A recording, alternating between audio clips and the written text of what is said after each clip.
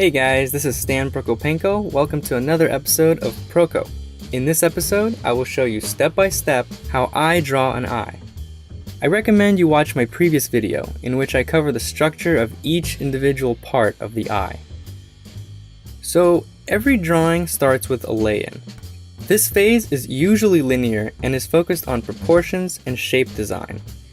You want to make sure that the major shapes are the right size and in the right place before you start adding details. Most of the time, my lay-in process involves starting with the biggest shapes and then breaking it up into smaller and smaller shapes. Start with the angles of the eyebrow, go down the side of the nose, under the bottom lid, and around the side of the socket.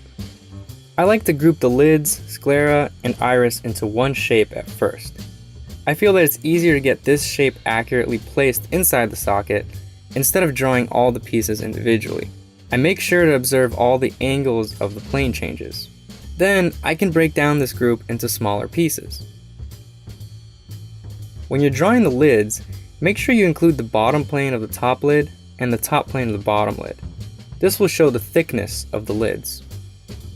This eye is looking directly at us, so it will be a perfect circle. Usually the top lid will cover more of the iris than the bottom lid. Don't forget about the thickness of the eyebrow, and make sure that the distance from the brow to the top lid is correct. Step 2. The two-value stage is very important. Most people want to jump ahead and start rendering details. If you're advanced, you can do whatever you want. Otherwise, I suggest simplifying the process. The two-value stage involves separating the areas that are directly lit from areas that are in shadow.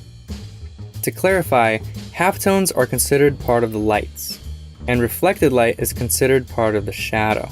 If this terminology isn't familiar to you, I'll try to get a video on that later. For now, you can take a look at my blog post. I've added a link to it in the description box below. So I'm observing the light pattern and trying to design those shapes. This stage should look clean and graphic. You should only have one value for the lights and one value for the shadows. My shadow value is usually around 4 on the value scale. Number 3.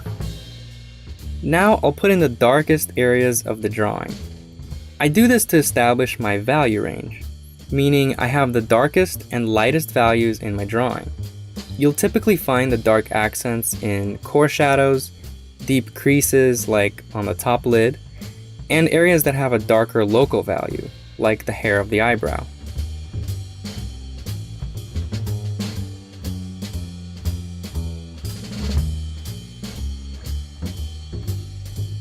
After putting in the dark accents, you should start to see the reflected light in your drawing. Notice that I didn't erase the reflected lights to make them lighter. I just darkened around them.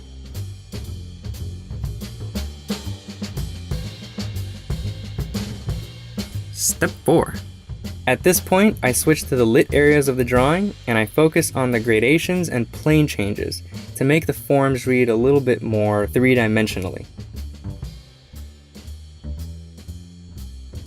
If you find the highlights, then you'll know that everything around them just needs to be a little bit darker as the planes turn away from the light source.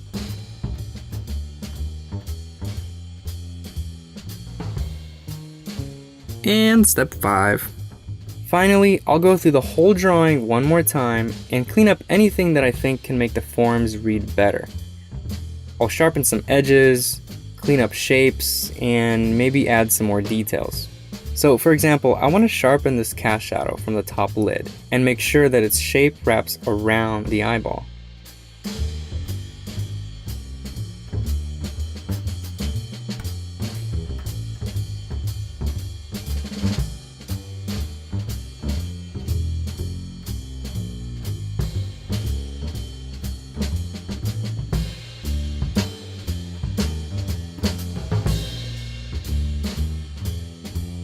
I'll add some fuzzy eyelashes, and I'm almost done here.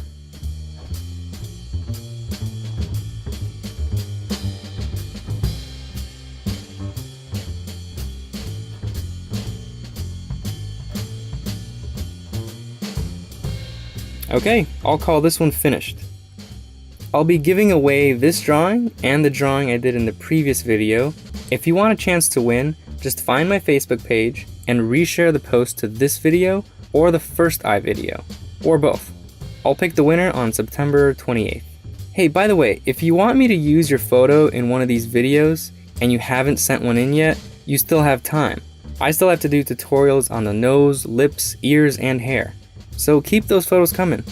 The main things I request is a good balance of light and shadows, so please don't use a flash. And since I'm publishing these videos in HD, of course the higher the resolution, the better. Thanks a lot, guys. I really appreciate everyone who has already contributed.